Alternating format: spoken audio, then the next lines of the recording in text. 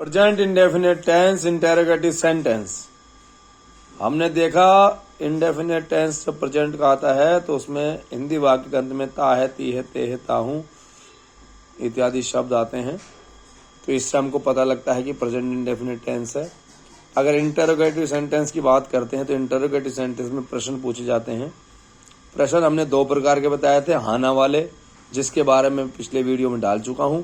अगर उत्तर विस्तार से देना पड़े इसी टेंस में तो उसको किस प्रकार बनाते हैं इसके बारे में बताने जा रहा हूं।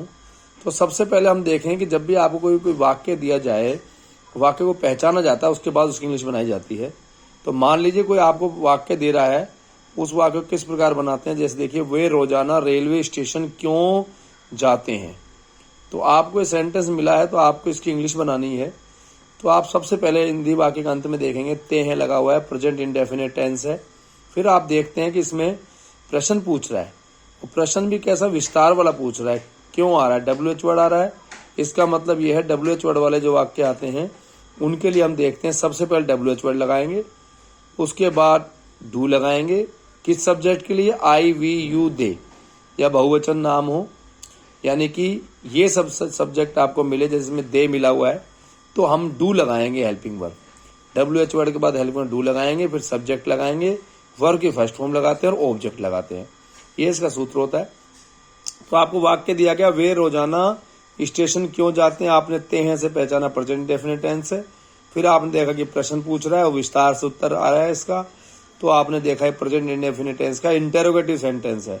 इंटेरोगेटिव में आपने देख लिया WH वर्ड वाला है और सब्जेक्ट ऑब्जेक्ट वर्ब छांटी आपने। सब्जेक्ट में दे, रोजाना के लिए डेली, रेलवे स्टेशन ऑब्जेक्ट है रेलवे स्टेशन, और WH वर्ड क्यों को वाई लिखते हैं, और जाना इसकी वर्ब की फर्स्ट फॉर्म गो। आपने छांट लिया, फिर आपने इसको सूत्र के अकॉर्डिंग लगाया। सबसे पहले आप WH वर्ड लिखेंगे वाई, वाई के बाद आप लिखेंगे डू, क्योंकि वे दे आ रहा है, दे के लिए डू लगाते हैं तो वाई डू, फिर दे, फिर आएगा दे सब्जेक्ट, फिर वर्ब की फर्स्ट फॉर्म आएगा go to a railway station. ये आर्टिकल लगा दिया, ए रेलवे स्टेशन, तो why do they go to a railway station. इस प्रकार इसका इंटरोगेटिव सेंटेंस का हमने आई वी यू दे या बहुवचन के लिए हमने डू लगाया और WH वर्ड लगाया। इसी प्रकार अगर आपको दूसरा वाक्य दिया जाए, हम रोजाना मंदिर कब जाते हैं, तो आप इसमें सब्जेक्ट और जो वर्ड छांट लेंगे। तो आप देखेंगे सबसे पहले WH वर्ड लगाएंगे वैन, चूंकि सब्जेक्ट इसमें वी है तो वी के लिए डू लगेगा, और वर्ब की फर्स्ट फॉर्म गो आएगी।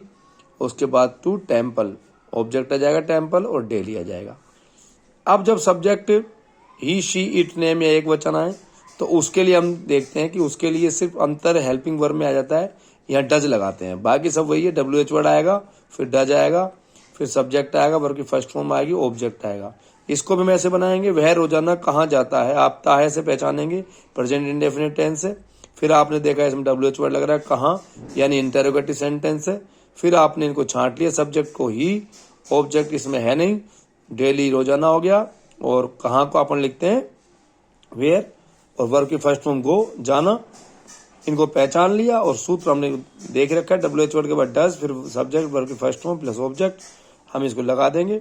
सबसे पहले आएगा वेयर, उसके बाद डज, ही के लिए डज लगाते हैं क्योंकि सब्जेक्ट पहचानेंगे, ही, शीट, नेम के लिए डज लगाते हैं। उसके बाद डज लगाएंगे, फिर ही सब्जेक्ट, फिर गो वर्ब की फर्स्ट फॉर्म, फिर डेली।